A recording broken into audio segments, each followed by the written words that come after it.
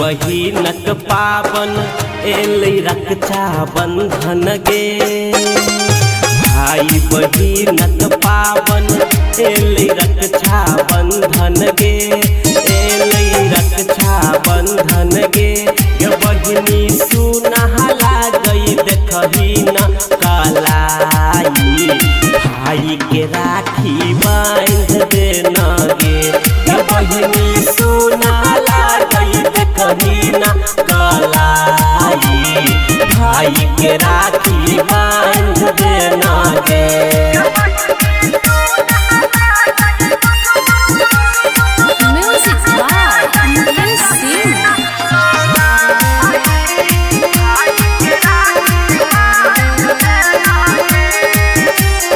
राखी के बन्हाई सोना के हार दे बहुगे। राखी के बन्हाई सोना के हार दे बहुगे। तोरा प्यार दे बहुगे।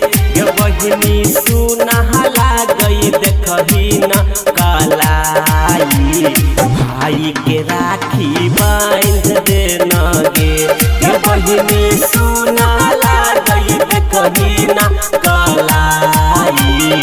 भाई के राखी बांध देना गे।